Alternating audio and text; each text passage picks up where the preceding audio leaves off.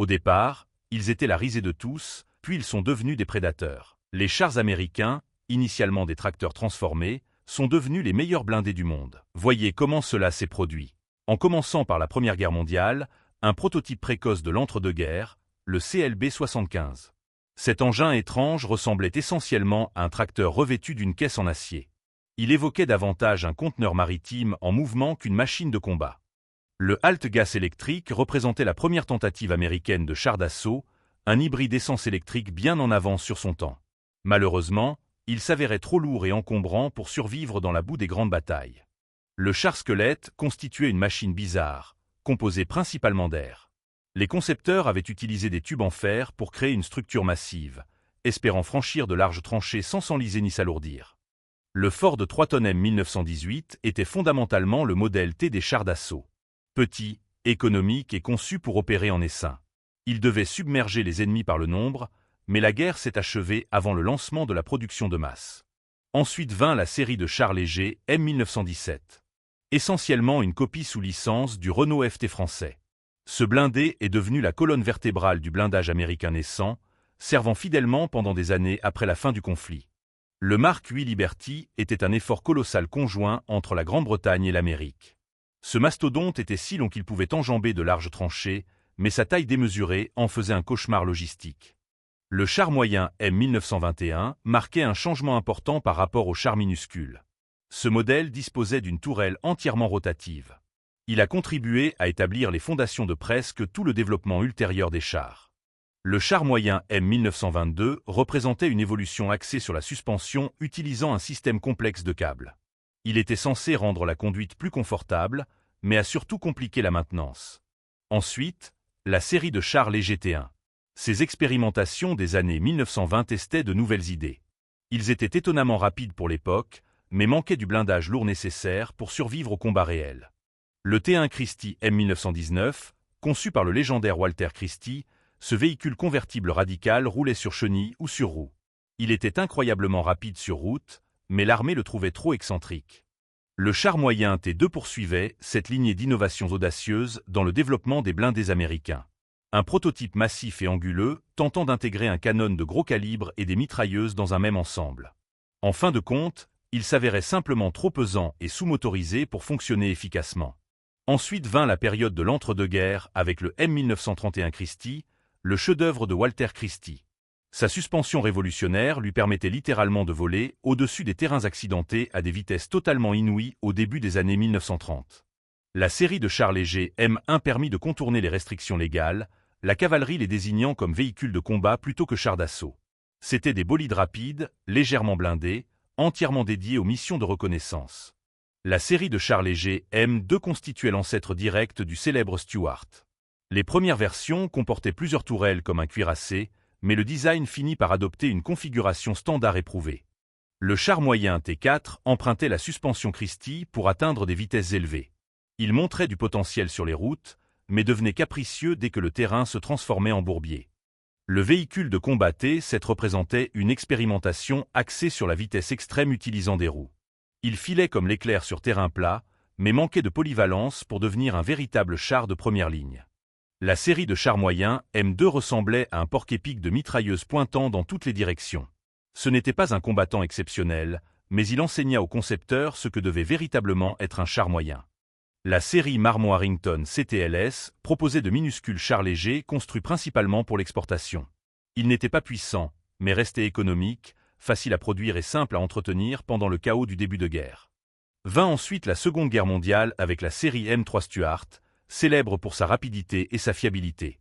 Les équipages britanniques surnommèrent affectueusement ce char léger honnête. Il devint un favori pour les missions de reconnaissance tout au long du conflit mondial. Le MTLS 1G14 présentait un design étrange avec deux canons principaux dans une seule tourelle. Initialement construit pour les Néerlandais, il finit principalement comme entraîneur singulier pour les forces américaines. Le CTMS constituait un autre design d'exportation qui connut un usage limité. Ce char léger à 3 hommes tentait de frapper fort, mais ne trouva jamais vraiment sa place dans l'arsenal américain. Ces expérimentations diverses illustraient la recherche constante d'équilibre entre mobilité, puissance de feu et protection blindée. Chaque prototype apportait ses leçons, façonnant progressivement l'évolution des blindés américains vers des conceptions plus abouties et efficaces sur le champ de bataille. Voici maintenant la série M3 Legrand, une solution provisoire haute et disgracieuse dotée d'un canon massif logé dans la coque. Pas dans la tourelle. Son apparence prêtait à sourire, mais il apportait une puissance de feu désespérément nécessaire quand les Alliés en avaient le plus besoin. Ensuite, la série M4 Sherman, l'épine dorsale légendaire de la victoire alliée. Ni le plus lourd ni le plus puissant, il triompha grâce à sa fiabilité, sa réparabilité et sa production en quantité absolument stupéfiante. La série de chars lourds M6 représentait la première véritable tentative américaine dans cette catégorie. Il était imposant et bien armé, mais malheureusement trop corpulent pour la plupart des ponts. La série T7 léger M7 moyen débuta comme char léger, mais prit trop d'embonpoint et devint un moyen. Incapable de rivaliser avec le Sherman, le projet fut abandonné.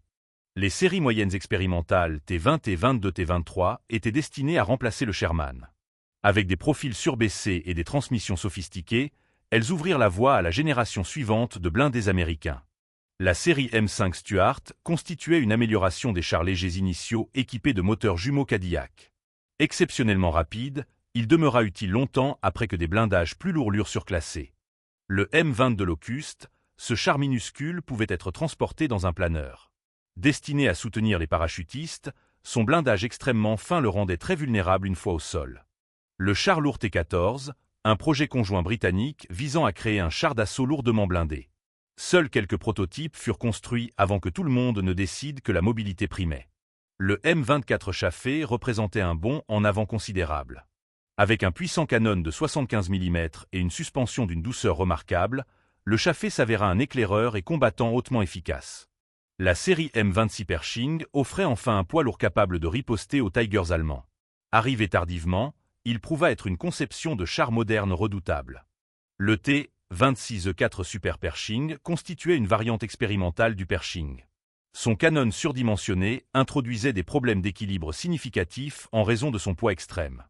Le char super lourd T-28 et 95 relevait moins du char que de la forteresse mobile. Incroyablement lent, il nécessitait 4 jeux de chenilles simplement pour supporter son poids massif et son blindage épais.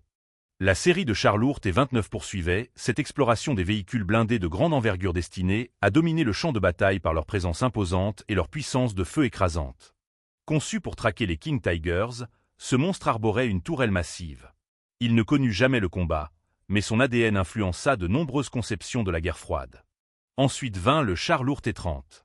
Une variante de char lourd équipé d'un canon colossal de 155 mm. Il fut conçu pour une puissance de démolition pure contre les bunkers ennemis les plus résistants. La série de chars lourds T-32 constituait essentiellement un Pershing sous stéroïdes. Il utilisait des composants similaires mais disposait d'un blindage beaucoup plus épais et d'un canon longue portée plus puissant pour le tir de précision. Le char lourd T-34 représentait l'évolution finale des chars lourds d'après-guerre. Il comportait un canon anti-aérien reconverti offrant des capacités de pénétration blindage incroyables pour l'époque. Poursuivant avec le début de la guerre froide et la Corée, la série M46 Patton fut le premier char baptisé d'après Patton. Un Pershing amélioré doté d'un moteur nettement supérieur. Il servit comme char de bataille principal durant la guerre de Corée. Le char léger T-41 était un éclaireur expérimental qui évolua finalement vers le Walker Bulldog. Conçu pour être rapide, agile et suffisamment léger pour être parachuté depuis un avion. La série M41 Walker Bulldog constituait un char léger réputé pour son agilité et son canon percutant. Il connut un service étendu mondialement et devint le favori des équipages pour sa facilité de conduite. Voici maintenant le char moyen T-42, destiné à remplacer les chars moyens obsolètes. La coque était médiocre, mais la tourelle était si performante qu'elle fut finalement reprise pour le modèle M47. La série M47 Patton représentait une conception hybride façon Frankenstein, combinant une nouvelle tourelle avec une coque plus ancienne pour accélérer la production au plus fort de la guerre froide. La série M48 Patton proposait une conception entièrement nouvelle qui devint l'icône de l'ère vietnamienne. Elle arborait une coque et une tourelle arrondie en forme de carapace de tortue pour une protection excellente. La série moyenne T-54 tentait d'intégrer un canon massif dans un châssis moyen. Elle utilisait une tourelle oscillante pour maximiser la puissance de feu sans rendre le char gigantesque. Ensuite, le char moyen T-69 constituait une expérimentation unique avec une tourelle oscillante basculante et un chargeur automatique. Il s'inscrivait dans une poussée visant à automatiser les chars et réduire la taille des équipages. Le char léger T-92 poursuivait cette exploration des technologies innovantes cherchant à transformer radicalement la conception des blindés américains pour répondre aux défis émergents du théâtre d'opérations moderne. Un char au profil incroyablement bas conçu pour être parachuté au combat. Son allure évoquait la science-fiction, mais il fut finalement annulé au profit de designs plus polyvalents et conventionnels. La série de chars moyens T-95 représentait un terrain de jeu high-tech pour les canons à âme lisse et le blindage composite. Nombre de ces innovations trouvèrent finalement leur place dans le légendaire Abrams. La série de chars lourds M103 constituait le dernier char lourd américain. Ce géant fut conçu pour détruire les chars soviétiques à longue distance grâce à un canon massif de 120 mm. Le char lourd T-57 était un prototype expérimental doté d'une étrange tourelle oscillante conçue pour tirer rapidement des obus lourds. La technologie s'avérait simplement trop complexe pour fonctionner. Voici maintenant le char lourd T-58, encore plus imposant qu'auparavant. Ce prototype arborait un canon massif de 155 mm dans une tourelle oscillante. C'était un véritable champion poids lourd. La série de chars lourds T-110 proposait des études de conception visant à comprimer un char lourd dans un format compact pour franchir les tunnels. Un défi d'ingénierie ambitieux et claustrophobe. Examinons maintenant la fin de la guerre froide et le Vietnam. La série M60 Patton, le cheval de bataille de la guerre froide, représentait le premier véritable char de bataille principal américain. Il servit pendant des décennies, connaissant d'innombrables améliorations tout au long de sa très longue carrière. La série M551 Sheridan constituait un char léger parachutable tirant obus et missiles, fabriqué en aluminium pour économiser du poids. C'était essentiellement une canette de soda équipée d'un canon.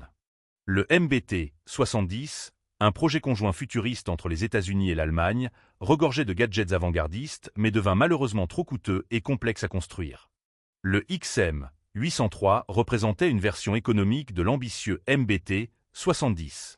Il tentait de conserver les fonctionnalités innovantes tout en le rendant pratique pour la production de masse. Le M60A2 Starship, surnommé ainsi pour son design futuriste, cette variante du M60 arborait un lance-canon massif de 152 mm capable de tirer obus et missiles. Mais le système complexe s'avéra peu fiable sur le terrain. Voici maintenant la série M1 Abrams, le char qui redéfinit la guerre moderne. Équipé d'un moteur à turbine à réaction et d'un blindage incroyable, il établit un nouveau standard en matière de vitesse et de létalité. Sa conception révolutionnaire marqua un tournant décisif dans l'évolution des blindés américains et mondiaux. Le RDF-LT représentait un char léger de déploiement rapide conçu pour le transport aérien. Il arborait un canon à haute vélocité et un profil minuscule pour demeurer dissimulé pendant les missions de reconnaissance. Le IMAG constituait un véhicule expérimental de haute mobilité testant des suspensions avancées. Il relevait davantage d'un laboratoire scientifique sur roues que d'un véritable char de combat. Le char expéditionnaire fut conçu pour les marines. Il comportait une tourelle fantôme et un canon puissant, privilégiant une légèreté suffisante pour un transport rapide. La série de chars légers Stingray représentait une initiative privée qui connut un succès à l'exportation. Elle offrait une puissance de feu de char de bataille principal sur un châssis beaucoup plus léger et mobile. La série M1A1 Abrams constituait la grande amélioration donnant à l'Abrams son fameux canon à âme lisse de 120 mm. Cette version devint une icône de la guerre du Golfe pour sa domination totale du champ de bataille. Finalement, nous avons la série moderne et actuelle M1A2 Abrams, propulsant l'Abrams dans l'ère numérique. Cette version intégrait des capteurs avancés, des viseurs thermiques et une meilleure connectivité Internet pour le champ de bataille. La série M8 Armored Gun System était destinée à remplacer le Sheridan, comportant un blindage modulaire à boulonner. Malheureusement, elle fut victime des coupes budgétaires de l'après-guerre froide. Le LV-105 tentait d'installer un puissant canon de char sur un véhicule à roues. Conçu pour la vitesse, il ne dépassa jamais le stade du prototype. Voici maintenant l'Abrams TTB, une expérimentation plaçant l'équipage profondément dans la coque pour la sécurité. La tourelle était totalement inhabitée et opérait à distance comme un jeu vidéo. Le M1CATB constituait un banc d'essai massif pour les technologies futures. Il arborait un canon gargantuesque de 140 mm destiné à devancer toutes les menaces émergentes. Le XM1202 Mounted Combat System s'inscrivait dans les systèmes de combat futurs. Il devait être un char intelligent léger et hautement connecté déployable partout dans le monde. Ensuite, le Griffin II représentait un char léger moderne combinant la puissance de l'Abrams avec un châssis plus léger. Il sert de fondation à la nouvelle série de puissance de feu protégée mobile M10 Booker, la toute dernière édition de l'arsenal américain. Elle fournit un appui-feu lourd à l'infanterie, comblant finalement un vide de mobilité existant depuis des décennies. Ensuite vient l'Abrams X, un démonstrateur futuriste équipé d'un moteur hybride électrique et d'une tourelle inhabitée. Il s'avère nettement plus léger et économise du carburant comparé au modèle standard.